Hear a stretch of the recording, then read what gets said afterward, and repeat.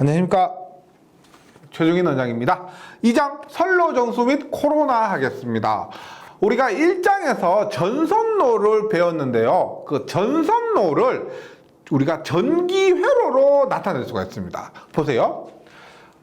이렇게 지짐을 있고요. 그 다음에 중요한 것이 애자와 전선이라 그랬죠. 이렇게 있습니다. 그 다음에 지선이 이렇게 있고요. 1장에서 배운 거예요. 이 중에서 보세요. 전선은 여기에 전류가 흐릅니다. 전류가 흐르는데 전선은 우리가 도체예요. 즉 구리와 알루미늄 등으로 이루어져 있습니다. 하지만 이상적이라고 하지 않는다면은 이것은 우리가 전선을 얘를 우리가 하나의 저항, 그 다음에 하나의 인덕턴스로 나타낼 수가 있습니다. 즉 우리가 연동선 얼마예요? 58분의 1 옴 제곱밀리미터 퍼 미터. 예, 이만큼의 저항을 갖고 있다는 겁니다. 그 다음에 전선에 전류가 흐르게 되면은 자속을 발생시킵니다. 그래서 인덕턴스 값도 존재를 하게 돼요. 그 다음에 전선이 이렇게 있으면 전선에 전하가 존재합니다. 즉 전하를 축적할 수가 있어요. 그래서 전선과 전선 사이 혹은 전선과 대지 사이에 전선과 전선 사이나 전선과 대지 사이에 이러한 정전 용량도 존재하게 됩니다. 그런데 정전 용량은 우리가 병렬로 표현하는 것이 더 쉬워요. 계산하기가 더 쉽습니다. 그 다음에 1장 문제 중에서 애자연을 우리가 컨덕턴스로 나타냈던 거 있죠. 그래서 하나의 저 애자연을 또 이러한 컨덕턴스로 나타낼 수가 있는데, 그래서 이러한 전선로지만은 얘를 전기회로로 해석하기 위해서 R, L, C, G 값으로 변형할 수가 있다는 겁니다. 여기서 말하는 이 RLCG 있죠? RLCG 이것을 우리가 선로 정수라고 합니다. 그러니까 눈으로 봤을 때는 우리가 저기 서 있는 전봇대 전기하는 사람들로서는 우리가 이러한 각각의 요소들이 저항이나 인덕턴스나 컨덕턴스 정전 용량으로 해석을 해야 된다는 거죠. 예, 그러한 과정을 이번 시간에 하도록 하겠습니다. 이해되시죠? 선로 정수는 우리가 전선로, 1장에서 배운 전선로에서 변형을 한 겁니다. 예, 이 부분 염두를 해두시고요.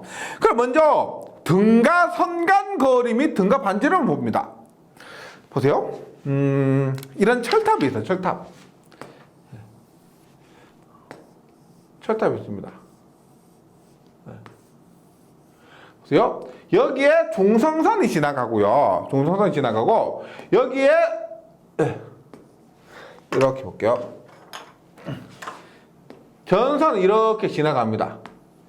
여기가 R상, S상, T상입니다. RST가 되고, 이렇게 했을 때 보세요. R상과 S상과 T상 이 사이에 거리 있죠. 이 사이의 거리를 우리가 D1이라고 할게요. 그 다음에 이 사이의 거리 있죠. D2. 그 다음에 이 사이에도 거리가 있습니다. D3. D1, D2, D3 뭐라고 하냐면 선간거리라고 합니다. 한 회선 안에서 하나의 그 선간거리 D1, D2, D3를 선간거리라고 해요. 그 다음에 요것을 확대를 해보면, 요 부분을 하나의 선을 확대를 해보면, 길 가다가 고속도로 지나가다가 한번 보세요. 이 하나의 전선이 아니고 이렇게 여러 가닥의 전선으로 되어 있습니다. 여러 가닥의 전선이요. 그래서 실제 얘를 보면 이렇게 보세요. 이렇게 했을 때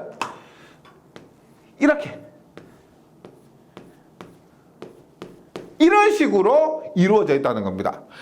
다시 하지만 이것을 우리가 등가 선간거리라고 해요. 선간거리고 그 다음에 얘 있죠. 얘 원래 이 하나인 전선을 여러 가닥으로 이렇게 쪼개 놓은 겁니다. 쪼개 놨어요. 이럴 때 우리가 등가 반지름을 구해야 되고 그 다음에 선간거리도 D1, D2, D3가 있죠. 이 관계에서도 등가 선간거리를 구해야 됩니다. 이것을 구해야만 앞에서 말씀드렸던 RLCG, 특히나 L값과 C값을 구할 때 등가 선간거리와 등가 반지름을 반드시 구해야 됩니다. 먼저 구해야 돼요.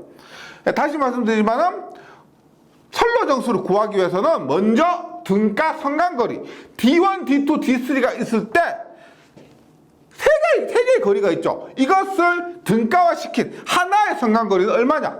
그 다음에 등가 반지름은 뭐냐? 이럴 때 반지름은 있지만은 이 하나의 전선은 여러 가닥으로 나누어 놓습니다. 그런 이유가 있겠죠. 나누어 놨을 때 이것의 반지름은 얼마냐를 먼저 구하고 나서 우리가 선로정수를 구해 보겠습니다. 먼저 등가 선간거리 및 등가 반지름에서 등가 선간거리입니다. 이것을 기하학정 평균거리라고 합니다. 평균거리. 보세요. 예를 들어서 이렇게 지금 얘기하는 얘는 제가 지금 세 개라고 그렸죠. 얘는 뭐냐면 이것과 이거의 관계예요. 이거예요. 했을 때 얘가 D1이고 얘가 D2예요. 얘가 D2예요. 그리고 이 사이의 거리가 D3입니다.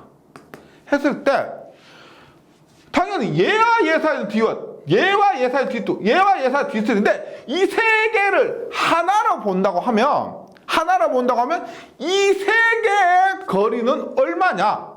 그것을 우리가 등가 선간거리 기하학적 평균거리라고 하는 거죠. 어렵지 않습니다.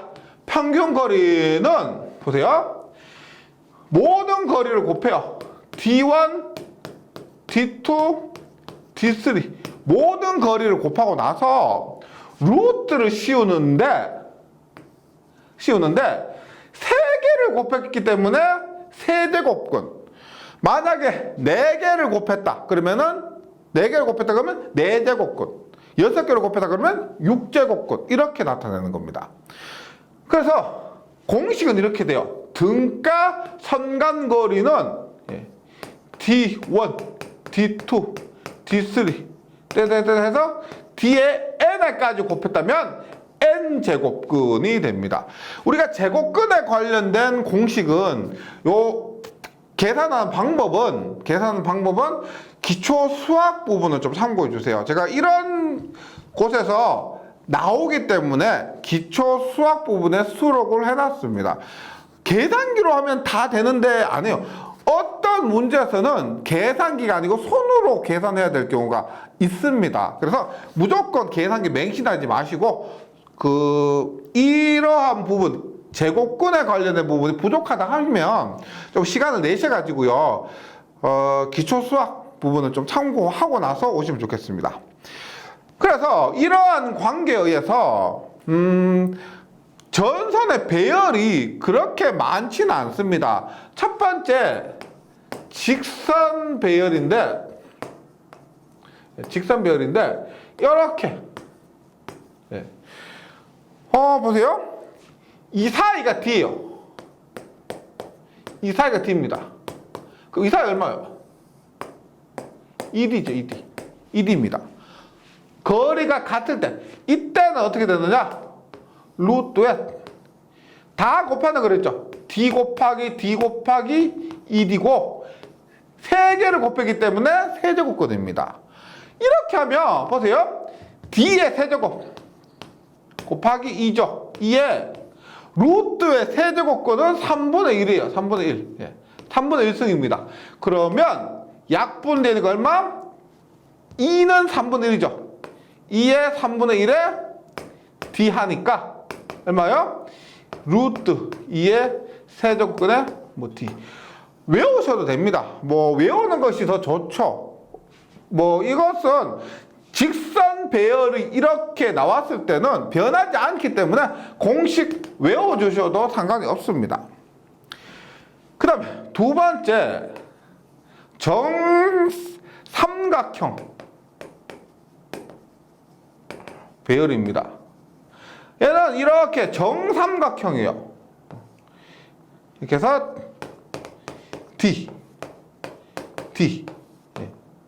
D라고 하면 어떻게 돼요? D 곱하기 D의 세제곱근입니다. 그럼 어떻게 돼요? D의 세제곱의 3분의 1 얼마요? 약분하니까 D가 됩니다. 그래서 정삼각형 배열에서 등가 상관거리는 D다. 이렇게 됩니다. 그 다음에 세 번째, 정사각형이에요. 정사각형 배열입니다. 외워주시면 돼요. 보세요. 이 사이가 D예요. D죠. D고 D인데 이 사이도 있죠. 얘와 얘 사이. 얼마? D와 D일 때 루트 2D. 이 사이 루트 2D. 이렇게 돼요. 그럼 얘를 등가 선간거리 구하게 되면은 D가 4개죠. DDDD에 루트 2D 해서 입니다. 그러면 6개를 곱했으니까 6제곱근이 되고요. 그러면 어떻게 돼요? 6제곱근이니까 하면 D에 2에 루트 2에 6제곱근 혹은 2에 6분의 1승 D 뭐 이런 식으로 표현할 수가 있습니다. 이렇게 해서 요 관계 첫 번째 보세요. 요 공식 외워주시고 그 다음에 직선 배열, 정사각형 배열, 그 다음에 정삼각형 배열, 그 다음에 정사각형 배열을 공식 외워주셔도 무방합니다. 네, 이렇게 정리해 주시고요. 이것이 등가 선간거리를 구하는 방법입니다. 그 다음에 등가 반지름이에요. 등가 반지름.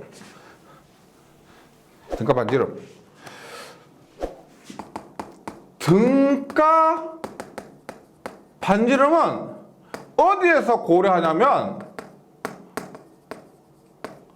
복도체에서 등가 반지름을 구하게 됩니다. 이유가 있어요. 보세요. 원래 우리가 하나의 전선을 사용하면 좋을 것 같은데 하나의 전선 이것을 여러 가닥으로 나눴습니다. 이렇게 즉 이 단면적과 이 4개를 합한 단면적은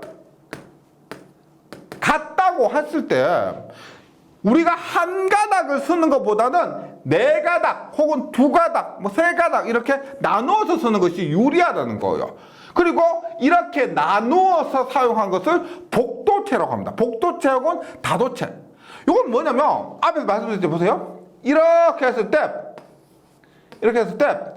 한 가닥이 아니고 요것을 우리가 2가닥 혹은 3가닥 혹은 4가닥 이렇게 나누어서 했을 때 얘는 지금 반지름이 확실하죠. 이것의 반지름 확실하죠. 그런데 얘는 얘 반지름 있는데 그 다음에 요 사이에 거리도 있죠. 요 사이에 거리도 있습니다. 그렇게 했을 때 이것은 반지름이 뭐냐? 얼마냐? 그것을 구하는 것이 등가 반지름입니다. 이것의 반지름을 등가 반지름이라고 하는 거죠. 네. 그래서 먼저 등가 반지름 구하기 위해서 다도체, 복도체에 대해서 설명드리도록 하겠습니다. 가공 송전선로의 한 상당, 얘가 R상, S상, T상이라고 그랬죠. 이 한 상당, 각각의 상당 연결된 도체의 수가 2개 이상인 것을 다도체 혹은 복도체라고 합니다. 교재에 있는 그림 참고해 주세요. 복도체는 전선과 전선 사이에 스페이서 혹은 뭐 스페이서 댐퍼라고 합니다. 전선 사이의 간격을 유지시켜 주는 거. 길 가다가 보세요. 어렵지 않게 볼 수가 있습니다. 얘를 사용한 이유는 뭐냐면 일단 보세요. 이렇게 하는 것보다 이렇게 하는 것이 결과적으로 목적이 뭐냐면 등가 반지름이 커져요. 예를 들어서 하나의 도선으로 했을 때 반지름이 10mm다라고 했을 때 10mm라고 했을 때 이것을 4가닥으로 나누어서 복도체를 만들죠. 그러면 등가 반지름이 20mm로 커집니다. 그래서 반지름을 크게 하기 위해서 등가 반지름을 크게 하기 위해서 복도체를 사용하는 거예요. 네, 볼게요.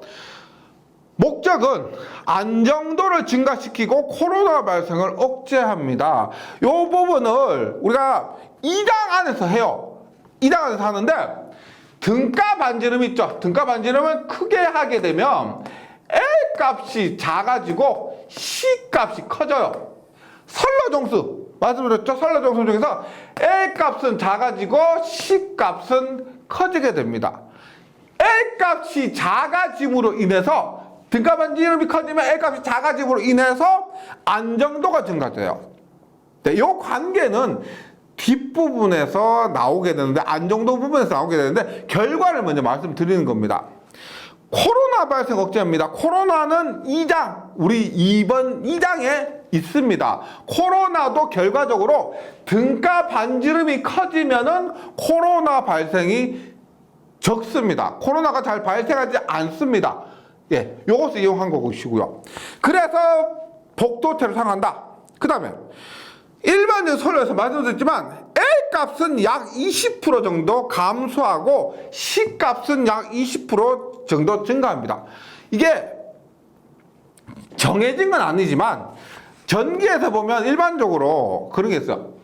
L은 나쁜 놈, C는 좋은 놈. 그러니까 L은 조금 안 좋은 작용을 하고 C는 조금 좋은 작용을 하는 편입니다. 무조건은 아니지만은 대체로 그래요. 그래서 등가 반지름 크게 하면은 L 값이 감소하고 C 값이 증가하는 것이고, 선로의 송전 용량, 우리가 전력을 많이 보낼 수 있다는 겁니다.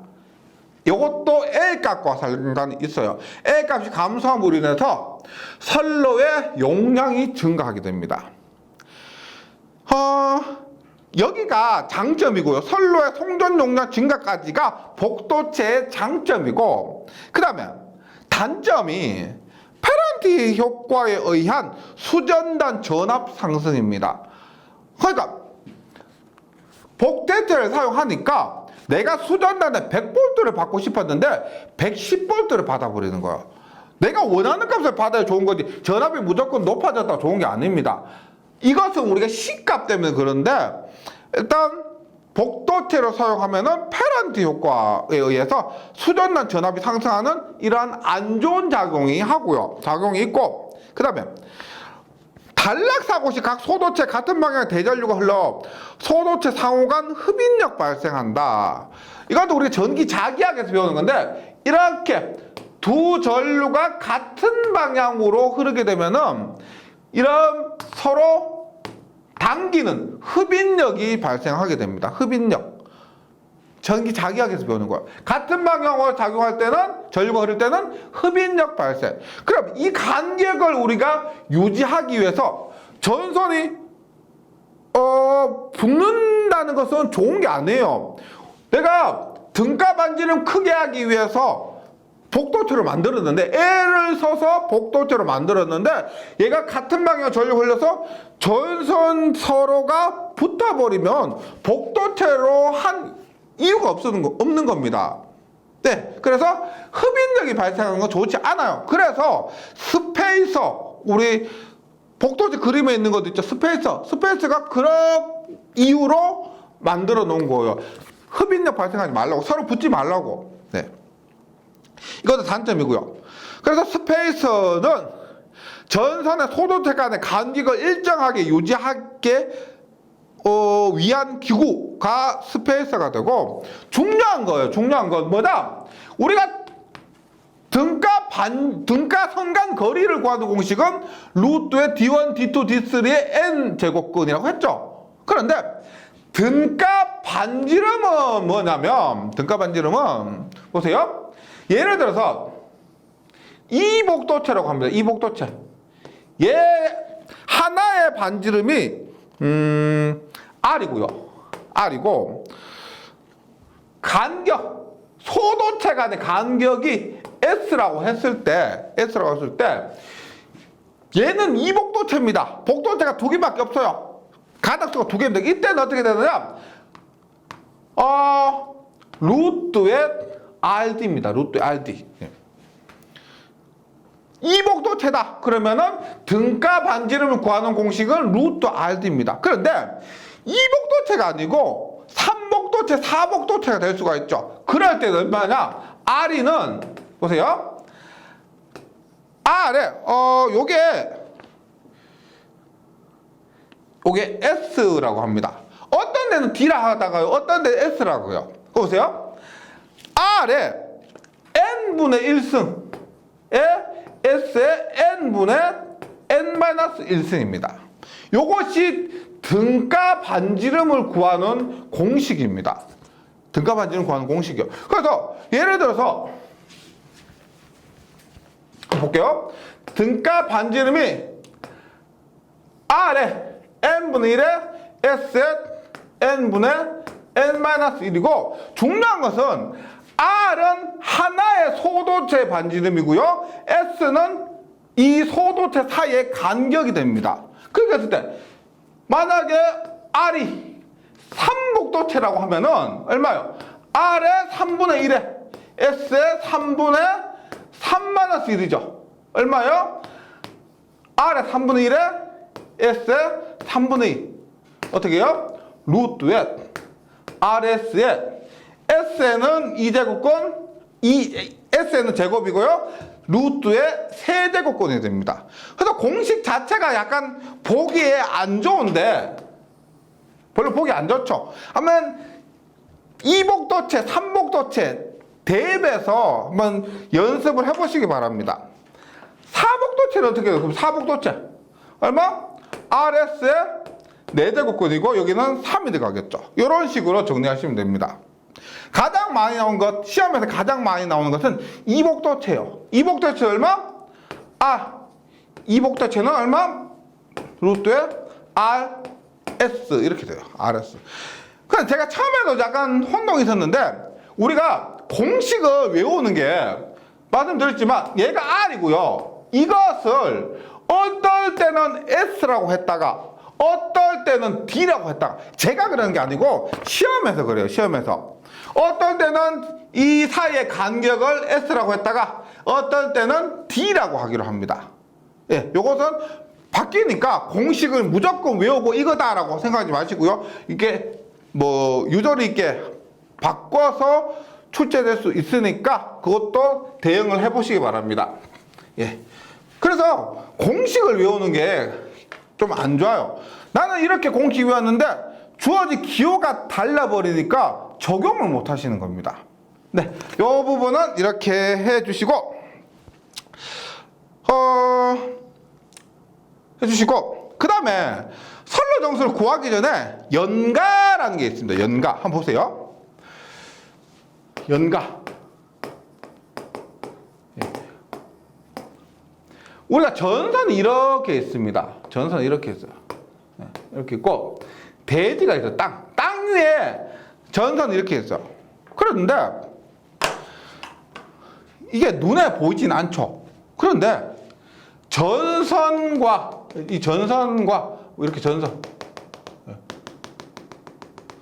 대지 사이에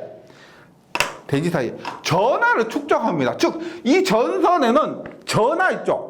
전하가 축적되어 있다는 겁니다. 그러면 이것을 우리가 등가회로로 전선과 대지 사이에 이렇게 정전 용량이 연결된 것과 똑같아요.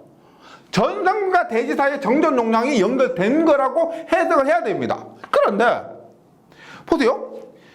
얘는 땅과 전선 사이가 가깝고 얘는 땅과 전선 사이가 멀어요. 그러면 가까운 얘는 C값이 커지겠죠. 더 많은 전하를 축적시킬 수가 있는 것이고 얘는 땅과 전선 사이 거리가 머니까 C값이 작다는 겁니다. 불공평하죠.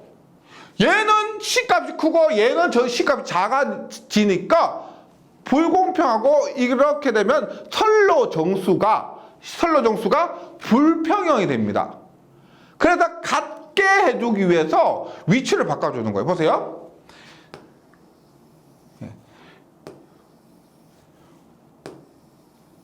그러면 이렇게 3의 n 등분합니다. 3의 n 배수. 그래서 전체 구간을 3, 6, 9 이렇게 3의 배수로 등분을 해서 가장 위에 있다가 두 번째 있다가 가장 밑에 있다가 위로 이렇게 하고요.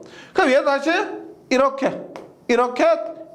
해주면 우리가 대지 사이에 정전용을 했을 때 얘가 이때는 얘가 가장 크다가 그 다음에 가장 작다가 가장 중간으로 가는 겁니다. 이렇게 해서 선로 정수를 똑같게 해줄 수가 있다. 이것을 평형이라 그러는 거죠. 그래서 연가를 한번 보는데 일반적으로 3상 3선식 선로, 우리 송전 선로는 보통 3상 3선식 선로를 사용합니다. 정삼각형 배치가 아니고 지표상의 높이도 다르기 때문에 우리가 계속 그렸던 게 뭐예요? 네.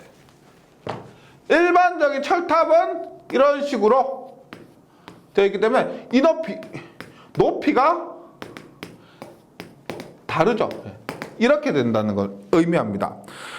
지표상의 높이가 다르기 때문에 송전선로의 길이를 3의 정수배 구간으로 등분하고 3의 정수배로 해야 되겠죠. 선이 세 가닥이니까 상이 3상이니까 지상의 전선을 적당한 구간마다 바꾸어 전체적으로 평형시켜주는 것. 이렇게 하면은 우리가 직렬공진 방지, 우리가 이 부분은 소리액터 접지 부분에서 직렬공진이 나옵니다.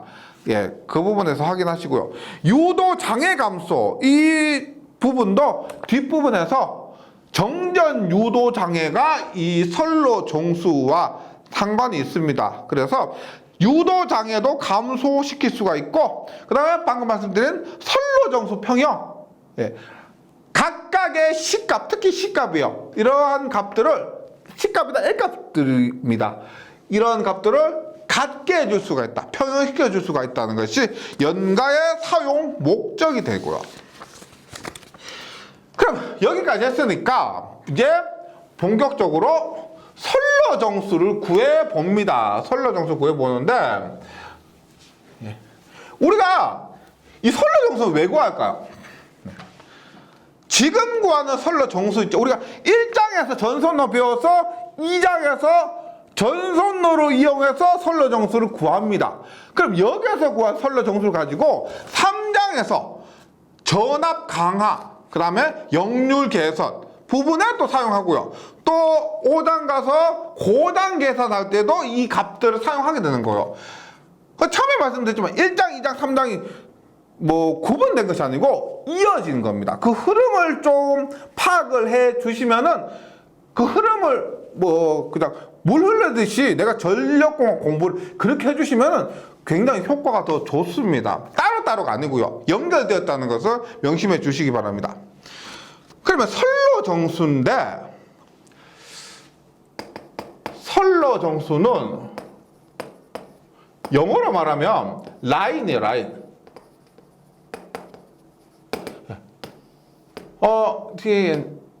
DNC. 라인 콘스탄스입니다. 뭐냐? 라인은 뭐예요? 선로예요, 선로. 콘스탄스는 불변이란 겁니다. 변하지 않는 값. 그래서 선로 정수는 변하지 않는 값이에요. 여기서 선로 정수는 R값, L값, C값이에요.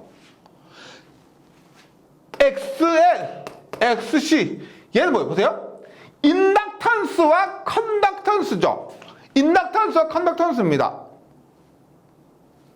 근데 인덕턴스 정전 용량인데, 인덕턴스 정전 용량에서 얘들은 유도성 리액턴스고 용량성 리액턴스입니다. 얘는 2파이 Fn, 2파이 Fc분의 1이기 때문에 주파수에 따라서 변하는 값이에요. 그래서 간혹 어떤 분들이 얘도 선러정수가 아닌가라고 하시는데, 얘는 선러정수 아닙니다. 선러정수는 한번 정해지면 바뀌지가 않아요. 뭐에 의해서? 도체 재료, 얘가 알루미늄선이냐 구리선이냐, 그 다음에 배치에 따라서 변하지 않는 겁니다. 교재 한번 보세요. 선러정수는 RLCG, 저항, 인덕턴스, 정전 용량 및 컨덕턴스의 4가지 정수를 의미합니다. 선러정수는 전선의 종류, 굵기, 단면적, 배치에 따라서 정해지며, 배치도 앞에서 했죠? 네. 전압, 주파수, 전류, 역률 등에는 영향을 받지 않습니다. 유도성 리액턴스 및 용량성 리액턴스는 XL과 XC는 주파수 영향을 받기 때문에 선러정수가 아니라는 거예요. 네. 그러면 선러정수를 하는데 우리가 G는 크게 영향을 미치지 못합니다. 그 값이 작아요. 그래서 대표적으로 우리가 RLC, 세 개의 선러정수에 대해서 구해보겠습니다. 첫 번째, 저항 R입니다. 저항 R이에요. 얘는 좀 간단한데 1장에서도 했었죠. 저항 R은 고유저항 곱하기 면적분의 길이로서 간단하게 구해집니다. 다른 요소 필요 없어요. 뭐 선간 거리나 등가 반지름 이런 것하고는 상관없이 저항은 로우 A분의 L에 의해서 결정이 됩니다. 그리고 저항을 결정하는 가장 중요한 요소 로우는 얼마예요? 로우는 R1분의 A가 되죠. 단위를 한번 볼게요. 옴이고요. 면적의 단위 제곱미터, 길이의 단위 미터니까, 따라서 우리가 저항을 구하는 가장 중요한 요소는 뭐다? 고유장이고, 고유장은 얼마?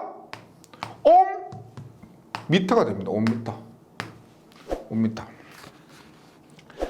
근데 우리가 1장에서 어떻게 했어요?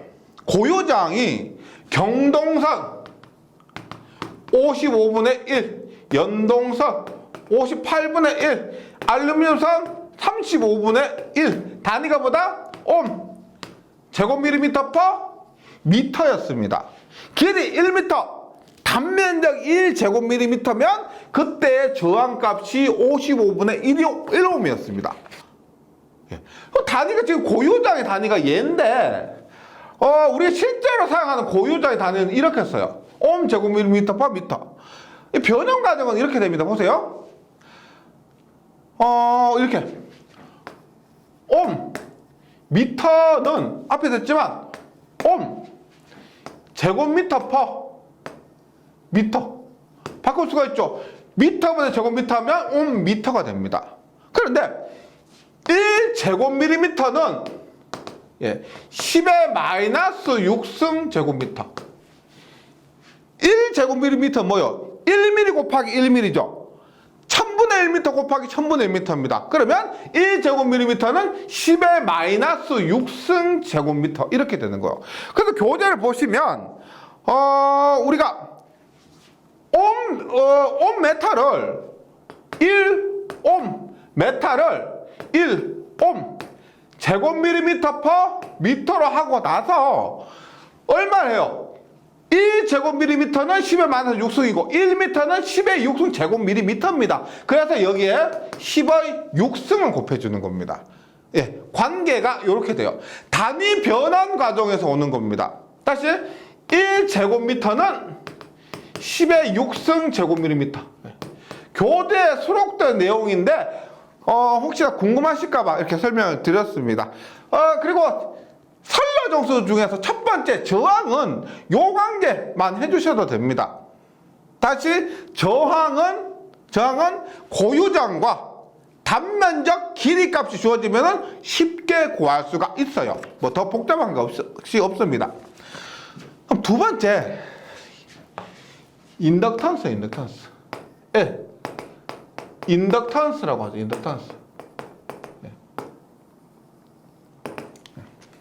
인덕턴스는 약간 복잡한 감이 있는데, 얘는 우리가 전기 자기학 과목 열심히 하셨다면은 이 과정을 모두 공부하셨습니다. 보세요.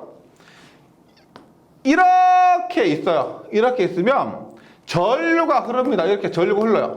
그러면 인덕턴스는 여기에 전류가 흐르면 내가 자속을 발생시키는 능력 LI가 있고요. 내 자체적으로 자속을 발생시키는 능력을 우리가 자기 인덕턴스라고 합니다. 자기 인덕턴스. 그 다음에 여기에 전류가 흐르는데 옆에 선에 전류를 흘리도록 하는 능력 LM이라고 합니다. LM. 상호 인덕턴스라고 그래요. 상호 인덕턴스. 그렇게 했을 때 전체 인덕턴스는 LI 자기 인덕턴스 플러스 상호 인덕턴스 이렇게 구해요. 근데 얘가 구리선의 경우에 LI는 자기학 시간에 88분의 뮤라는 공식이 있어요. 자체 인덕턴스 88분의 뮤. 이것을 계산하면 지금 여기서 자기학에서 하는 것까지 할 수는 없습니다. 여기에서는 결과 외워주시면 돼요. 얼마? 88분의 뮤 하면 0.05예요. 0.05. 그 다음에 상호 인덕턴스 LM 얼마냐? 0.4605 로그 10의 R분의 D가 됩니다. 그리고 단위는 미리헬리 퍼 킬로미터. 1km당 이만큼의 인덕턴스 값을 발생시키고, 여기에서 말한 이 R이 뭐냐면 등가 반지름. 얘가 등가 선간거리입니다. 등가 선간거리예요. 등가 반지름과 등가 선간거리예요. 그래서 전선 한 가닥에 대한 작용 인덕턴스. 근데 이것이 전선 한 가닥에 대한 작용 인덕턴스와 그 다음에 왕복 2도선의 인덕턴스 똑같아요. 똑같습니다. 공식 자체는 이렇게 기억을 해 주셔야 되는데, 정말 중요한 게 많이 저한테 질문하시는 게 이런 게 있습니다. 보세요. 조금 집중을 해 주시면 좋겠어요. 보세요. 우리가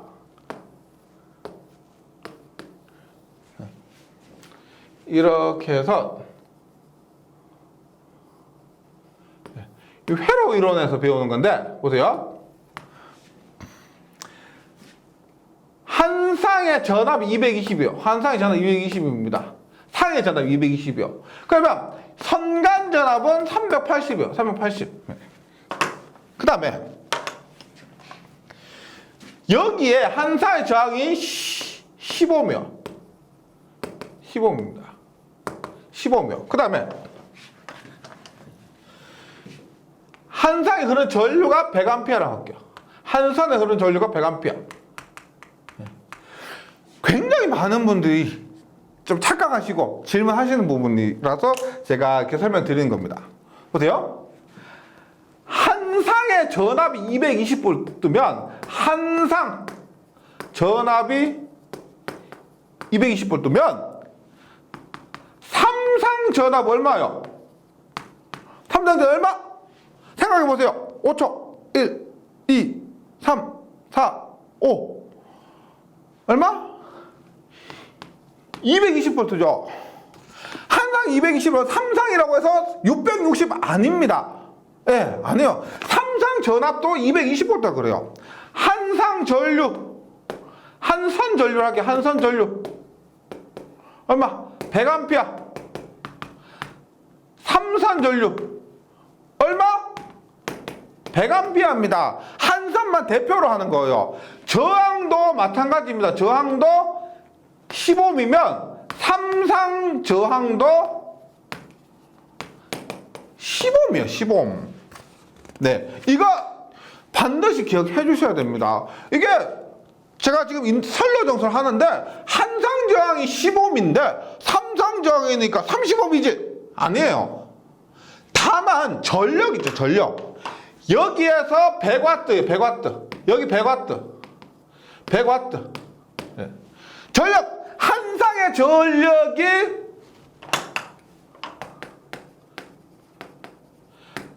100W.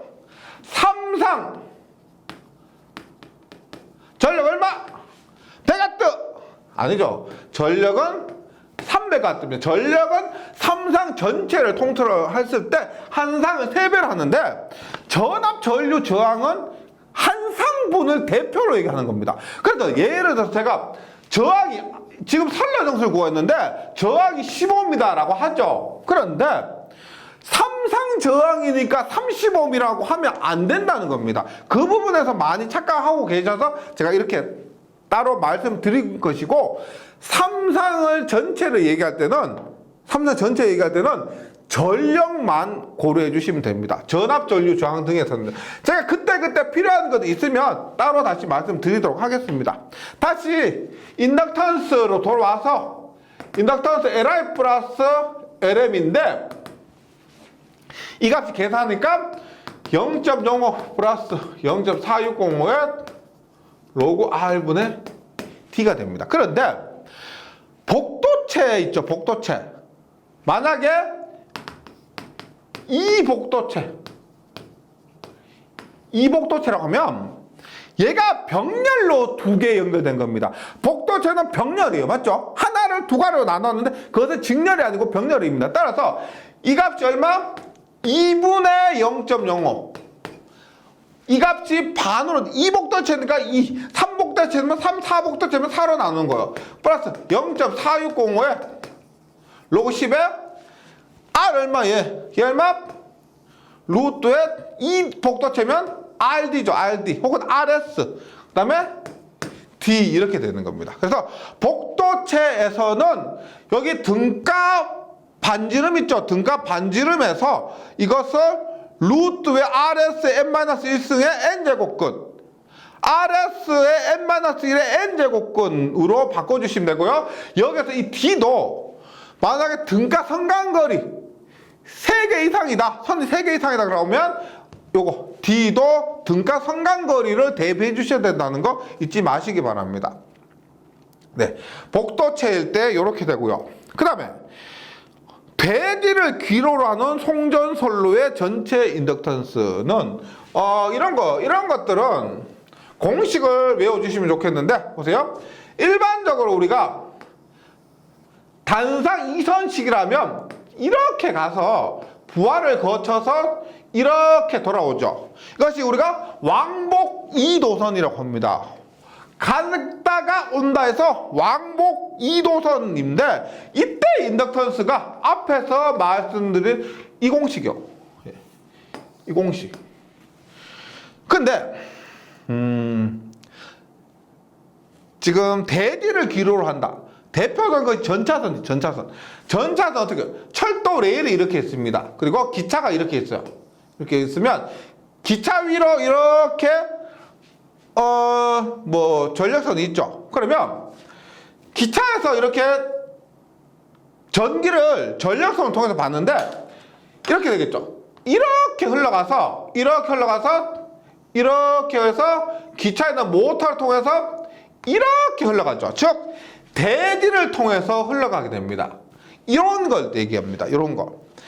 그러니까 대지가 있는데 선로가 이렇게 있어요. 선로가 이렇게 있는데 가는 것은 이렇게 가고요. 전선을 통해서 가고 오는 것은 이렇게 대지를 통해서 돌아오는 것을 여기서 얘기하는 대지를 귀로로 하는 송전선로의 전체 인덕턴스입니다. 이때는 자기학에서 우리가 배우는데 이게 H예요. 높이 H일 때 대지와 상관이 있을 때는 전기 용상법을 대입합니다. 그래서 이 높이가 H일 때 용상법에 의해서 EH가 돼요. 그래서 이때 L은 대지를 기로로 해서 올 때 그때 통전선로의 전체 인덕턴스는 얼마? 1 플러스 2배에 L은 반지름 R분의 EH가 돼. EH. 예, EH. 예, 그리고 곱하기 10의 만화 실수. 예.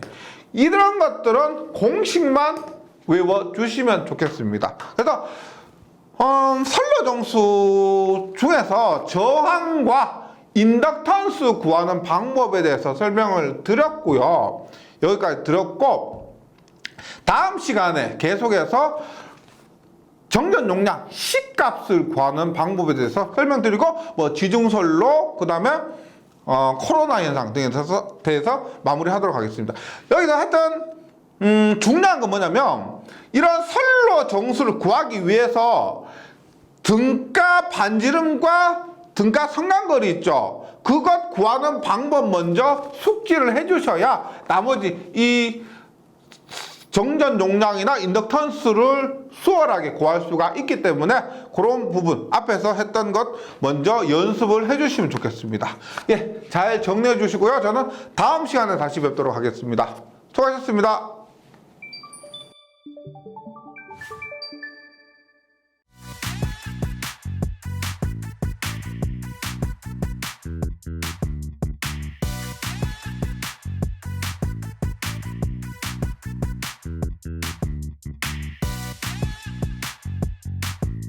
전기 소방 자격증 전문 교육으로 합격을 번개 배송.